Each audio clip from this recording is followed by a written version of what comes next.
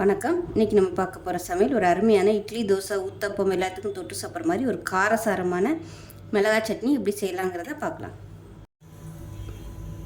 இப்போ ஒரு பவுல் எடுத்துக்கலாம். இதில் 10லேருந்து 12 வரமிளகாய் சேர்த்துக்கலாம். இது கூடவே சின்னதாக ஒரு லெமன் சைஸுக்கு புளி எடுத்திருக்கேன், அதையும் சேர்த்துக்கலாம். பிச்சு விட்டு சேர்த்துக்கோங்க. இப்போ இதில் நல்லா கொதிக்கிற தண்ணியை சேர்த்துக்கலாம். இப்போ இது நல்லா ஒரு அரை மணி நேரம் ஊறட்டும். இப்போ பாருங்கள், நல்லா ஊறிடுச்சு. புளியில் அதாவது விதை நார்லாம் இருந்துச்சுன்னா தனியாக எடுத்துருங்க. இப்போ இதில் எதுவுமே கிடையாது. இது சுத்தமான புளி தான். இப்போ தண்ணியை வடிச்சிட்டு இது ரெண்டையும் ஒரு மிக்ஸி ஜாரில் சேர்த்துக்கலாம். இந்த தண்ணி வேஸ்ட் பண்ண வேணாம், தேவைப்பட்டால் அந்த தண்ணியை ஊற்றி அரைச்சிக்கலாம். இப்போ இதில் 1 டேபிள் ஸ்பூன் காஷ்மீரி மிளகாத்தூள் சேர்த்துக்கலாம். இது கலருக்காக மட்டும்தான்.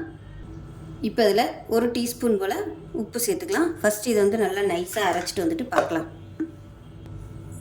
இப்போ இந்த அளவுக்கு அரைச்சிட்டு வந்தாச்சு. இதில் 10லேருந்து ஒரு 15 சின்ன வெங்காயம் சேர்த்துக்கலாம். இப்போ இதையும் சேர்த்து நல்லா நைஸாக அரைச்சிட்டு பார்க்கலாம். தேவைப்பட்டால் இந்த தண்ணி கொஞ்சமாக சேர்த்துக்கோங்க, ரொம்ப ஊற்ற வேணாம். இப்போ நல்லா அரைச்சிட்டு வந்தாச்சு. இப்போ இது ஒரு பவுலுக்கு மாற்றிக்கலாம். இப்போ சட்னி வேறு பவுலுக்கு மாற்றிட்டேன். இப்போ இதில் பார்த்தீங்கன்னா நல்லா ஒரு 3லேருந்து 4 ஸ்பூன் அளவுக்கு நல்லெண்ணெய் சூடு பண்ணியிருக்கேன். இப்போ இந்த நல்லெண்ணெயை இந்த சட்னியில் அப்படியே சேர்த்துக்கலாம்.